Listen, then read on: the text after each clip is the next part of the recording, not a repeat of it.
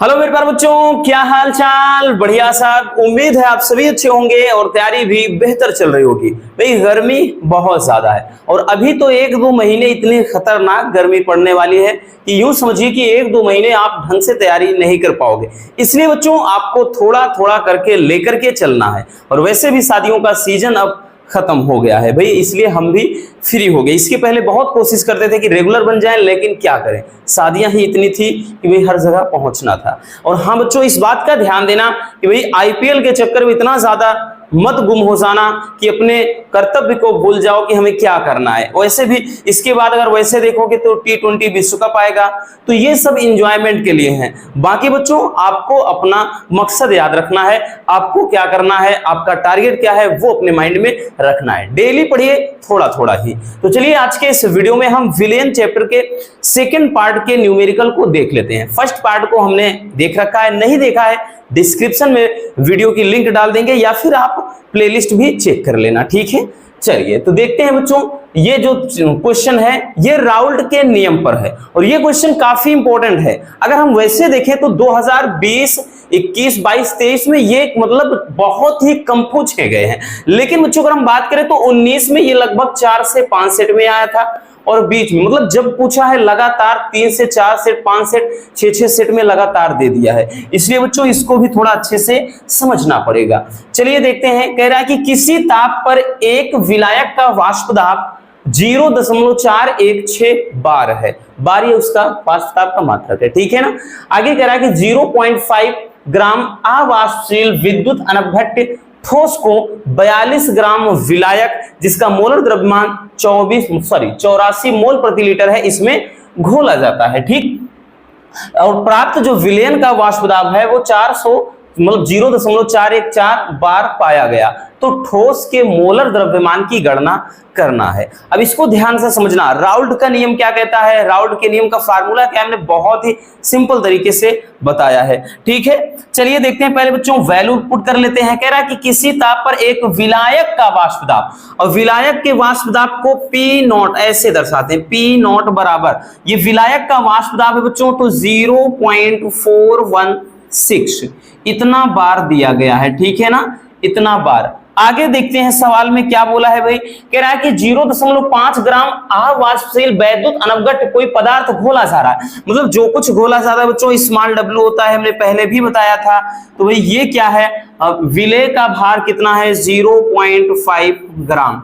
आगे चलते हैं, कह रहा है कि अनवघट्य को 42 ग्राम विलायक। अब विलायक क्या होता है बच्चों, यानी जिसमें कोई चीज घोला जाए तो वो कैपिटल W होता है विलायक का भार।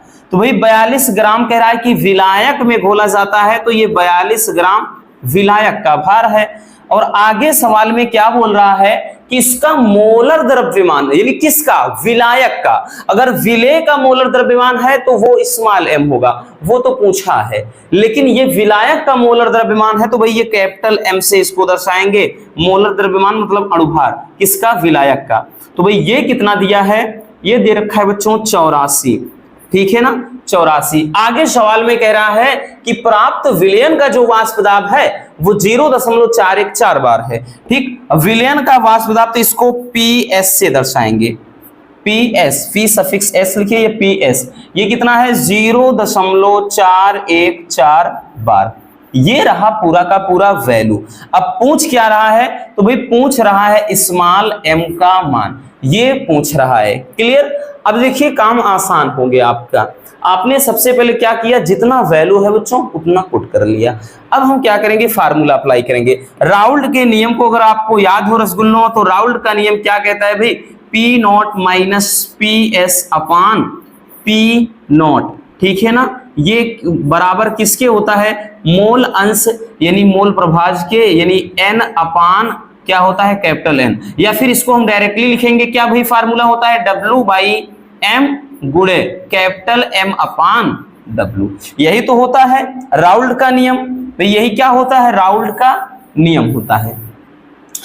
कि राउल्ट के नियम क्या कहता है कि जो वाष्प दाब का अपेक्षिक अवनमन है वो विलयन के मतलब विलेय के मोल प्रभाज के बराबर होता है। तो ये मोल प्रभाज है, ठीक। अब यहाँ पे ध्यान से समझिएगा। अब हम करेंगे क्या बच्चों, हम वैल्यू पुट करते हैं, P0 का मान 0.416 माइनस PS कितना है 0, विलयन का वाष्प दाब बच्चों 0.414 है। क्लियर। आगे यहाँ पे अपान कितना P0, मतलब क्या रखेंगे भाई, नीचे कितना रखेंगे, तो यही 0.416 इतना रखेंगे, और बराबर विलेय का भार कितना है भैया 0.5 है, तो हम 0.5 रखेंगे। अपान M कितना है, तो अनुभार पूछ रहा है बच्चों, अपान ये इनटू में कैपिटल M क्या है, तो ये है भाई इसका विलायक का अनुभार ये 84 है, और अपान नीचे क्या है, विलायक का भार कितना है 42 है, ये है 42। चलिए अब चलते हैं, इसको थोड़ा काटते हैं, ये काटेंगे बच्चों 42 दूना 84।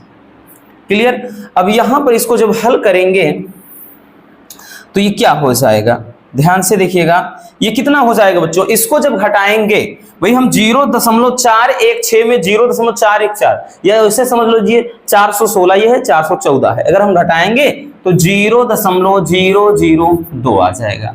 अपान में नीचे कितना आएगा 0.416 ही आएगा, बराबर यहां पर 0.5 है, ये 2 है, 2 पंजे 10, तो 10 जरूर होगा बच्चों, लेकिन क्या है एक अंक के बाद दशमलव तो 1.0, यूं कह ले कि केवल ऊपर 1 आएगा, नीचे क्या है भाई M है, नीचे M है। अब देखिए समान अंक पे ऊपर नीचे दशमलव है तो वैसे भी हट जाएगा, ऊपर 2 हो जाएगा, नीचे 416 बराबर 1/m हो जाएगा। या फिर अगर हम क्रॉस इसका गुणा कराएंगे बच्चों तो 2m बराबर कितना आ जाएगा 416, काट देते हैं इसको भाई, 2 दूना 4 हो गया, 2 अठे 16, तो m बराबर कितना आ गया बच्चों 208।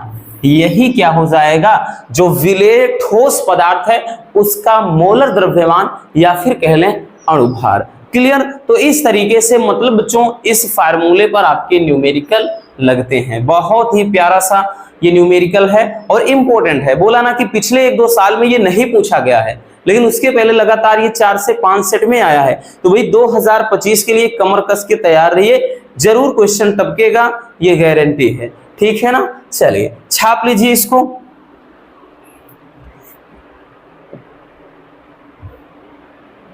हो गया। चलिए चलते हैं बच्चों नेक्स्ट क्वेश्चन की तरफ। हमारा अगला क्वेश्चन क्या है, ध्यान से देखिएगा। अगला क्वेश्चन क्या बोल रहा है, 3 ग्राम यूरिया को 100 ग्राम जल में घोलने पर जल के क्वथनांक में उन्नयन की गणना करना है और जल के मोलल उन्नयन स्थिरांक का मान 0.52 केल्विन केजी प्रति मोल है। तो ये क्वेश्चन भी मोस्ट इंपोर्टेंट है। हर साल का मतलब हर साल पूछता है 3 नंबर में या कभी कभार 4 नंबर में। तो ये काफी इंपॉर्टेंट क्वेश्चन है बच्चों, याद रखना, ये मोस्ट इंपोर्टेंट है, इसको अपने छाप कर रखिएगा।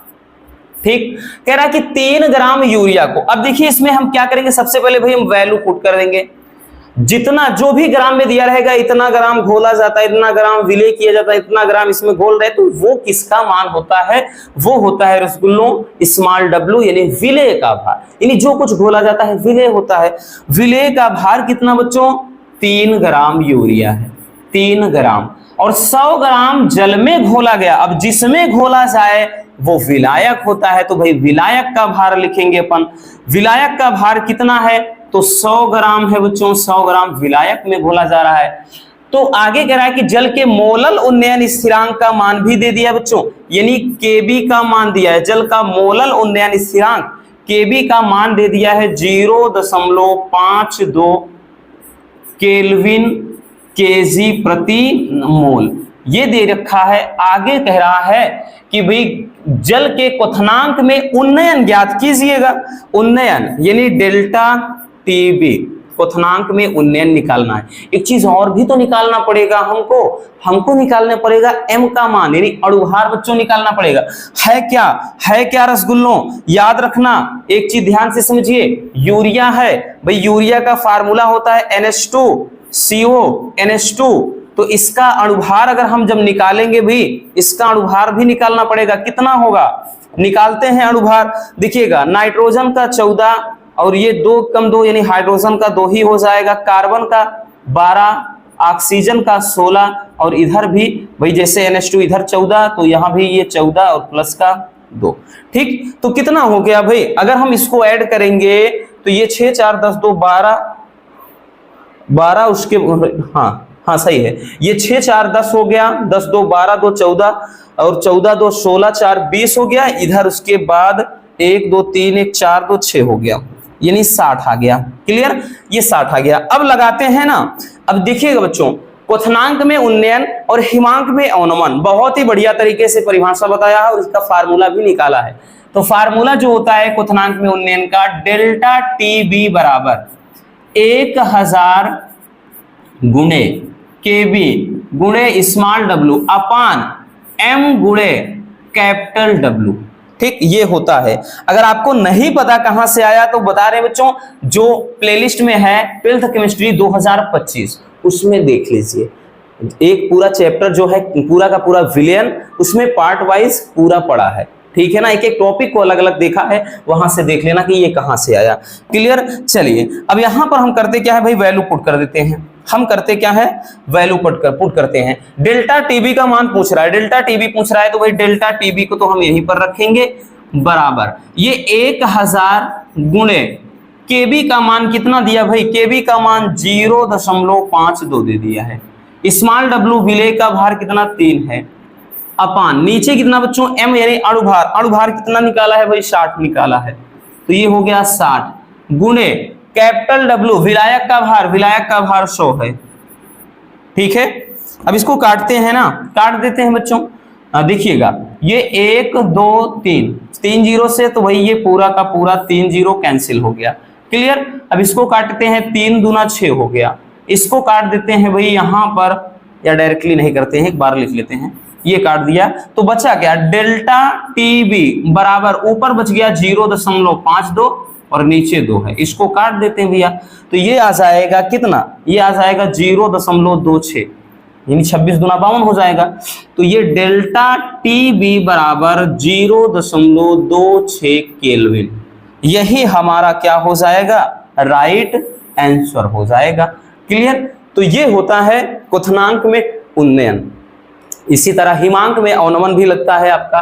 तो चलिए पहले इसको स्क्रीनशॉट कर लीजिए।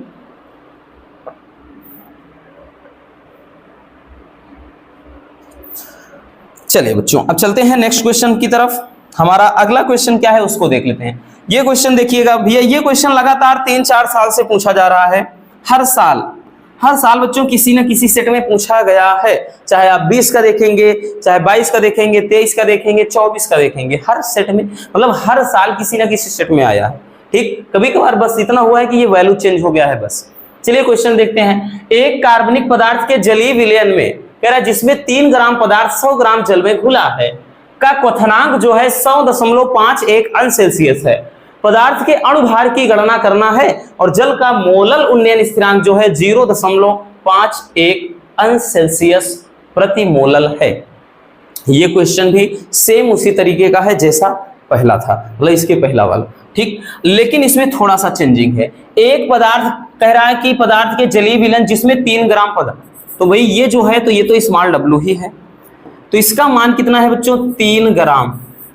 आगे सवाल में क्या बोल रहा है, आगे सवाल में कह रहा है कि 100 ग्राम जल में घुला है, यानी विलायक का भार भी दे दिया है बच्चों, विलायक का भार भी कितना दे दिया है 100 ग्राम दे दिया है।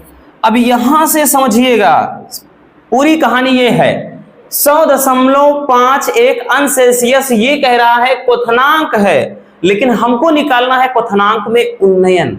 क्या निकालना बच्चों, क्वथनांक में उन्नयन। तो जब भी डेल्टा टीबी का मान, मतलब डायरेक्टली ये ना दिया हो, 100 के ऊपर दिया हो, याद रखना भाई जल का जो बॉइलिंग पॉइंट है, क्वथनांक है, वो 100 डिग्री होता है, लेकिन यहाँ 100.51 अंश सेल्सियस, इसका मतलब वृद्धि कितनी हुई है। तो बच्चों ये 100.51 अंश सेल्सियस में अपन 100 घटाएंगे तो 0.51 अंश सेल्सियस इसी तरह से लगाएंगे, और यही बच्चे गलती करते हैं। यहां पर इसके पहले क्वेश्चन जो आया था 100.34 अंश सेल्सियस दे दिया था, तो बच्चे पूरा का पूरा डेल्टा टीबी में तो वही मान रख दिए थे। नहीं, ध्यान से समझिएगा, जब भी 100 के ऊपर टेम्परेचर यहां पर दिया रहेगा, हम उतने में से 100 घटाएंगे, तभी पता चलेगा कि भाई जो वृद्धि हुई है कितने अंश की हुई है। क्लियर, अब तो समझ में आ गया, अब तो नहीं भूलेंगे। तो यहां पर डेल्टा टीबी का मान कितना हो जाएगा रसगुल्लो, ये हो जाएगा भाई हमने बताया ना कि 100.51 अंश सेल्सियस में अपन 100 घटा देंगे, तो ये आएगा 0.51 अंश सेल्सियस। आगे क्वेश्चन पे चलते हैं। आगे कह रहा है कि पदार्थ के अनुभार की गणना करना है। जल का मोलल उन्नयन स्थिरांक बोले तो केबी का मान दे दिया है भाई, केबी का मान दे रखा है बच्चों। केबी का मान कितना दे रखा है, तो ये है 0.51 अंश सेल्सियस प्रति मोलल। और उसके बाद पूछ किसका रहा है, अणुभार स्मॉल m का मान पूछ रहा है भाई। सेम फार्मूला, वही फार्मूला लगाएंगे, बस इसका भी निपटारा आराम से हो जाएगा। ठीक, फार्मूला कौन सा बच्चों, डेल्टा टीबी बराबर 1000 गुणे केबी गुणे स्मॉल w अपान m गुणे कैपिटल W। यही अप्लाई करेंगे भैया, यही अप्लाई करेंगे, है ना। लेकिन एक चीज ध्यान देना बच्चों, यहां पर अब की बार m का मान पूछे तो हम डायरेक्टली क्या करते हैं, पक्षांतर कर देते हैं। ठीक, आपको ज्यादा तकलीफ ना हो तो भाई m जब यहां पर ऊपर ले जाएंगे भाई, ये तो पूरा का पूरा वही रहेगा 1000 गुणे केबी गुणे स्मॉल w, और यही पर भाई m यहां ले जाएंगे तो ये नीचे आ जाएगा डेल्टा टीबी और गुणे कैपिटल W। अब मान पुट कर देते हैं, मान पुट कर देते हैं भाई। ये 1000 है, केबी का मान बच्चों, केबी का मान 0.51 अंश सेल्सियस, 0.51 अंश सेल्सियस है प्रति मोलल में। और उसके बाद गुणे में स्मॉल w है, यानी विलेय का भार कितना है, 3 है। नीचे कितना दिया है, तो भाई नीचे दे रखा है डेल्टा टीबी, रखेंगे डेल्टा टीबी का मान तो 0.51 अंश सेल्सियस ही है, गुणे विलायक का भार कितना दिया भाई, विलायक का भार 100 ग्राम दे दिया है, 100 ग्राम। चलिए अब इसको क्या करते हैं भाई, काटते हैं। अब इसको काट देते हैं। चलिए कटने वाली चीजें जो है तो देखिए, ये तो सीधा सीधा कट गया भाई, इससे कट गया, ये तो इससे कट गया। ठीक, मतलब ये इससे 2 0 कट गया, तो यहां पर ये कितना आ गया, ये सीधा सीधा आ गया भाई। m बराबर कितना हो गया बच्चों, ये तो भाई यहाँ पर 10 है और यहाँ पे 3 है, तो भाई ये 10 गुणे 3 है, तो m बराबर आ गया 30। ठीक, m बराबर कितना आ गया, 30 आ गया। ठीक है ना, तो ये हो जाएगा आपका आंसर। जो इस तरीके से निकालते हैं, जब भी अगर टेम्परेचर मतलब ज्यादा दे दे यानी क्वथनांक दे दे, तब हम किस तरह से निकालेंगे, ठीक है ना, वो आपके सामने है। चलिए जल्दी से बच्चों इसको भी स्क्रीनशॉट कर लीजिए। हो गया, चलिए चलते हैं नेक्स्ट क्वेश्चन की तरफ। हमारा अगला क्वेश्चन क्या है, तो अगला क्वेश्चन बच्चों हिमांक में अवनमन से रिलेटेड है। ये भी सेम है, बस थोड़ा सा अंतर है फार्मूले में, और पूरा का पूरा कॉन्सेप्ट जो है रसगुल्लों वो सेम है आपका।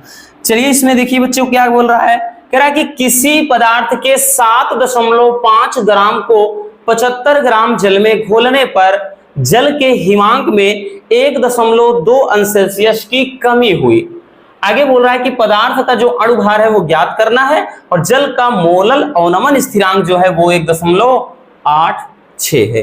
क्लियर। चलिए सबसे पहले जो भाई हमको करना है, जो हमारा काम है, हम करते क्या है, सारे के सारे वैल्यू को हम पिक कर लेते हैं। किसी पदार्थ के 7.5 ग्राम को, तो विलेय का भार कितना है, विलेय का भार देख रखा है बच्चों 7.5 ग्राम। क्लियर, 7.5 ग्राम। आगे चलते हैं, 75 ग्राम जल में घोला गया है, तो भाई विलायक का भार कैपिटल W का मान दे दिया बच्चों। विलायक का भार जो है वो है 75 ग्राम। ठीक, आगे चलते हैं, कह रहा जल में घोलने पर जल के हिमांक में 1.2 अंश सेल्सियस की कमी हुई। अब की बार हिमांक में अवनमन, तो इसको डेल्टा TF से दर्शाते हैं बच्चों, याद रखना। क्वथनांक में उन्नयन तो डेल्टा TB, B मतलब बॉइलिंग पॉइंट, उसमें क्वथनांक होता है, यहाँ पर फ्रीजिंग पॉइंट है, हिमांक है, इसलिए डेल्टा TF। ठीक, तो ये कितना दे रखा है भाई, ये 1.2 अंश सेल्सियस की कमी को बता रहा है। आगे कह रहा है कि पदार्थ का अणुभार निकालना है और जल का मोलल अवनमन स्थिरांक दिया है, यानी KF का मान दिया है की बार। ठीक, जब मोलल उन्नयन स्थिरांक होता है तो KB होता है, यहाँ पर पहले भी बताया है। तो ये KF का मान दे रखा है कितना, तो भाई ये KF का मान दे रखा है 1.86, और उसके बाद पूछ किसका मान रहा है भाई, अणुभार पूछ रहा है, तो M का मान पूछ रहा है, मतलब ये भी सेम है। अब आपका जो न्यूमेरिकल है भैया, सबसे पहले आपने अगर वैल्यू जितना भी है लिख लिया ठीक ठाक, तो यूं समझिए कि भाई 50% आपकी सवाल तो वैसे ही सॉल्व हो गए, बाकी 50% में फार्मूला याद होना चाहिए, तब तो भाई पूरा का पूरा 100 हो गया। अब देखिए भैया हम क्या करेंगे, फार्मूला लिखेंगे। फार्मूला लिखेंगे बच्चों, इसका जो फार्मूला होता है डेल्टा TF चलता है, हिमांक में अवनमन वाले में, क्वथनांक में उन्नयन वाले में डेल्टा TB था। बाकी फार्मूला पूरा सेम, 1000 इसमें भी होता है, गुणे जहां पर KB तो वहां पर KF, गुणे स्मॉल w रहेगा, नीचे भी आपका m गुणे कैपिटल W वही रहेगा, इसमें कोई भी चेंजिंग नहीं है, इतना याद रखना बच्चों। अब हम करेंगे क्या भाई, हम करेंगे क्या, वैल्यू पुट करेंगे। ठीक, डेल्टा देखिए इसमें भी m का मान पूछ रहा है भैया, m का पूछ रहा है तो m यहां ले आए भाई, m यहां लाते हैं तो ये भी क्या हो जाएगा, थोड़ा पक्षांतर हो जाएगा, ये KF हो गया गुणे स्मॉल w, तो भाई ये चीज नीचे आ जाएगा डेल्टा TF और गुणे ये कैपिटल W। अब मान आसानी से रख देते हैं भाई, m बराबर क्या करेंगे, मान रख देते हैं बच्चों 1000 गुणे KF का मान कितना दिया है भाई 1.86, 1.86, स्मॉल w कितना दिया है 7.5 अपान नीचे कितना हो जाएगा बच्चों, तो नीचे हो जाएगा डेल्टा TF, डेल्टा जो TF का मान है यानी हिमांक में जो अवनमन है 1.2 है, गुणे अब उसके बाद विलायक का भार कितना है 75 ग्राम है, तो ये है 75 ग्राम। क्लियर, चलिए अब यहीं से काट पीट शुरू करते हैं भाई, इसको काटते हैं, कितनी बार में कटेगा इसको पहले देख लेते हैं। अब देखिएगा, देखिए देखिए थोड़ा इसको और आसान कर देते हैं, ऐसे में दिक्कत होगी, यहां पर 2 अंक के बाद मतलब 2 अंक के बाद दशमलव इधर, तो हम अगर 100 का गुणा करेंगे तो ये तो ऐसे भी गायब हो जाएगा, 186 हो जाएगा। अब उसके बाद ये वाला बचा है तो 1 0 यहाँ का बचा है, क्योंकि 100 से गुणा किया तो ये तो गायब। अब इसके बाद यहाँ पर समझो 10 बचा है, इससे गुणा कर देंगे तो ये 75 हो जाएगा, तो ऊपर के 10 मतलब जो पूरा 1000 है पूरा का पूरा इसी में चला गया। अब नीचे 1.2 है और गुणे 75 है, ये कितना है 75 भाई, 75 से 75 कट गया। अब m बराबर अब यहां पर कितना है 186 है, अब इसको अगर दशमलव गायब करना है तो एक अंक 0 हो जाएगा, नीचे 12, तो इसको काट देते हैं ना, तो 12 1 कम 12 हो गया बच्चों। ठीक, 6 बचा, 12 पंजे 60, फिर 6 बचा, 12 पंजे 60, मतलब डायरेक्टली m बराबर कितना 155 बार में खत्म। ठीक है, तो आंसर कितना हो गया रसगुल्लों 155 हो गया अणु भार। ठीक, तो ये रहा हिमांक में अवनमन। ठीक, क्वथनांक में उन्नयन और हिमांक में अवनमन दोनों का फार्मूला आप देख रहे हैं। जब क्वथनांक में उन्नयन कहता है तो यहाँ पर TB हो जाता है, यहाँ पर KB, और हिमांक में अवनमन की बात आता है डेल्टा TF हो जाता है, यहाँ पर KF। बाकी फार्मूला सेम है, लॉजिक भी सेम है। ठीक है ना, क्लियर। चलिए जल्दी से इसको भी छाप लीजिए।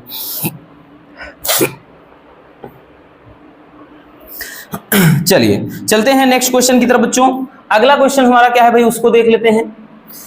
देखिए इसमें क्या बोल रहा है, इसमें क्या बोल रहा है, ये आपका मोस्ट इंपॉर्टेंट है। ये जब भी आता है बच्चों 4 नंबर में क्वेश्चन पूछा जाता है तो ये थोड़ा डिफिकल्ट है, उतना ज्यादा नहीं है मोललता वाला, लेकिन हमने इसको पिक कर लिया है क्योंकि इस टाइप का क्वेश्चन भी बहुत ही पूछा गया है। ठीक है ना, चलिए क्वेश्चन कह रहा है कि सल्फ्यूरिक अम्ल का एक नमूना 94% ये W/V है और उसका जो अणुभार है, सॉरी उसका जो डेंसिटी है, घनत्व है, वो 1.84 ग्राम प्रति ml है। तो कह रहा है कि विलयन की मोललता ज्ञात कीजिए। बहुत सिंपल सा है, निपटा दिया है। तो इस क्वेश्चन को सॉल्व कैसे करेंगे, जब भी बच्चों परसेंटेज वाली बात आए, जब भी परसेंटेज वाली बात आए, इसके पहले भी हमने एक बताया था मोललता वाला, जब 20% पोटेशियम कार्बोनेट क्वेश्चन ऐसे दिया था, तो वहां पर बताया था कि जब भी जो परसेंटेज में दिया रहता है उसी को हम क्या है ग्राम में उसका भार मान लेते हैं। तो भाई ये 94% नमूना है, तो ये जो विलेय का भार है बच्चों इसी को अपन मान लेते हैं, जो 94% है तो ये 94 ग्राम हो गया, 94 ग्राम हो गया है आपका ये। ठीक है, अब एक चीज और याद रखना कि भाई यहां पर क्या दिया है कि उसका डेंसिटी यानी ये घनत्व दे दिया है। घनत्व कितना दे दिया है बच्चों, तो जो घनत्व दिया है वो दिया है 1.84 ग्राम प्रति ml। अब एक चीज ध्यान देना बच्चों, हम विलयन का द्रव्यमान निकालेंगे हम विलयन का द्रव्यमान निकालेंगे। बिना विलयन का द्रव्यमान निकाले कुछ भी नहीं हो सकता। तो विलयन का द्रव्यमान बराबर क्या होता है, आयतन गुणे घनत्व। क्या होता है बच्चों, आयतन गुणे घनत्व, आयतन गुणे घनत्व। अब आयतन कितना रखेंगे, तो हमने बताया था कि जब भी परसेंटेज वाली बात आए हम भाई आयतन 100 ml मान के चलते हैं। तो आयतन कितना हो गया भाई 100 ml, डेंसिटी कितना है 1.84। तो भाई ये विलयन का, टोटल विलयन का द्रव्यमान 184 निकल कर आ गया। ठीक है ना, ये विलयन का द्रव्यमान आया है विलयन का। लेकिन हम निकालेंगे विलायक का भार, हम विलायक का, यानी ये टोटल विलयन का निकल कर आया है बच्चों, हम विलायक का भार निकालेंगे। अब तो हम लिखेंगे विलायक का द्रव्यमान या फिर हम लिख लें विलायक का भार। मतलब टोटल विलयन ये है और इसमें 94 ग्राम जो है कोई चीज घोला गया है। तो विलायक यानी पानी कितना बचा भाई, टोटल विलयन 184 ml, इसमें घोला गया 94 ग्राम कोई पदार्थ घोल दिया गया। अगर हम पानी पूछ लें भाई ये तो पूरा का पूरा विलयन है ना, तो हम क्या करेंगे भाई, विलायक का भार जब निकालना होगा बच्चों, तो हम 184 में आपका ये जो 94 है इसी को क्या है माइनस कर देंगे। तो ये कितना हो जाएगा बच्चों, तो ये हो जाएगा भाई 4 में से 4 गए 0, 18 में से 9 गए 9, यानी ये आ गया आपका 90 ग्राम। ये विलायक का भार निकल आया। बस सारी कहानी अब सेट हो गई, अब कोई भी समस्या ना है। इस क्वेश्चन में ध्यान से समझना, जो परसेंटेज में दिया हमने ग्राम में मान लिया, घनत्व दिया है घनत्व। सबसे पहले हम विलयन का द्रव्यमान निकालेंगे, तो द्रव्यमान बराबर आयतन गुणे घनत्व। परसेंटेज वाले में हमेशा 100 ml मान के चलेंगे भाई, टोटल विलयन मान लेते हैं कि 100% है, तो उसी को हम ml में, तो 100 ml ये घनत्व है। तो ये 184 ml पूरा विलयन आया है। अब पूरे विलयन में 94 ग्राम जो है कोई चीज घोला गया है, तो इसका मतलब उसमें पानी कितना है 90 ग्राम है, क्योंकि पूरे विलयन में हम 94 ग्राम घटा देंगे। ठीक, जिसे कहा जाएगा कि भाई जैसे शरबत बना है, शरबत 200 ml का है और बता दिया जाए कि उसमें 50 ग्राम चीनी है, तो इसका मतलब पानी कितना है भाई 200 ml बना है, मतलब उसमें अगर 50 ml क्या कहते हैं चीनी है, तो जाहिर सी बात है कि 150 जो ग्राम है वो पानी है। तो इसी तरह का ये भी है ना। अब निकालेंगे क्या भाई, हमें अणुभार भी चाहिए। अणुभार किसका, सल्फ्यूरिक अम्ल का। तो भाई सल्फ्यूरिक अम्ल का फार्मूला होता क्या है बच्चों, सल्फ्यूरिक अम्ल यानी H2SO4।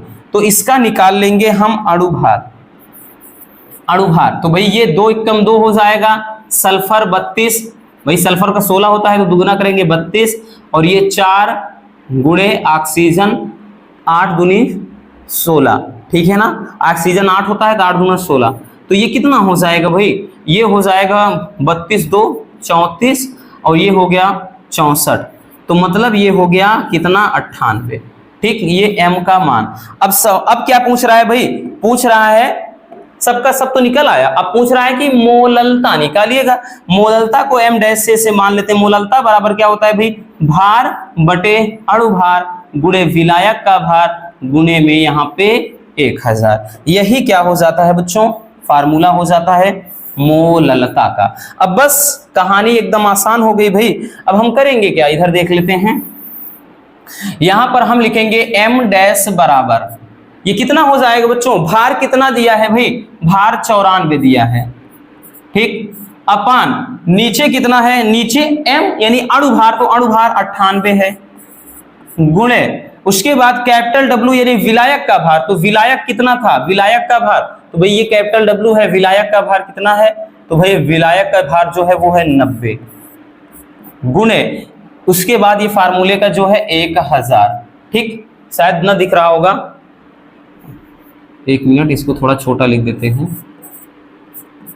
और यहां पर 1000 है। ठीक है, तो यहीं पर अगर हम इसको थोड़ा काटेंगे सही से, तो ये क्या हो जाएगा बच्चों, m डैश यानी मोललता बराबर, इसको काटना चाहते हैं, ये देखिएगा कितना हो गया, ये 94, उसके बाद 1 2 3 0 लगा दिया हमने, ये नीचे हो गया, ये हो गया 9 8 72 की 2 हासिल 7 9 9 81, और 81 7 कितना हो गया बच्चों, 81 7 हो गया ये आपका 88। अब इसको काट देते हैं ना, तो ये 8 कितनी बार में जाएगा, तो ये अगर इसको हम देखेंगे तो 8 दूना 8 एकम 8, तो ये 8 एकम 8, ये 0 5 या 6 बार में इतना जाएगा। ठीक है ना, एक बार आप लोग भी इसको चेक कर लेना। ठीक, कैलकुलेशन करके चेक कर लेना। बाकी ये हमारे ख्याल से इतना ही आएगा, ये कट कर, ठीक। तो इस तरह से बच्चों ये आपका क्या हो जाएगा आंसर। इस टाइप के बहुत ही ज्यादा क्वेश्चन पूछे जाते हैं, ठीक, मतलब बहुत ही ज्यादा का मतलब ये है कि हर सेट में तो नहीं, लेकिन किसी ना किसी सेट में अगर हर साल आ रहा है तो बच्चों इसका जो वैल्यू है ना वो बहुत ज्यादा है। और ये पूरे 4 नंबर में पूछा जाता है, फिर से हम बता दे रहे हैं, इसलिए काफी ज्यादा इंपॉर्टेंट है। चलिए इसको जल्दी से छाप लीजिए। हो गया बच्चों, तो बस आज के इस वीडियो में इतना ही। उम्मीद है ये वीडियो आपके लिए काफी ज्यादा हेल्पफुल रही होगी। अगर वीडियो पसंद आई हो तो प्यार से एक लाइक जरूर कर देना, और नए हैं तो चैनल को सब्सक्राइब जरूर कर लीजिए। मिलते हैं किसी और ऐसे शानदार टॉपिक के साथ। Love you, bye bye, take care.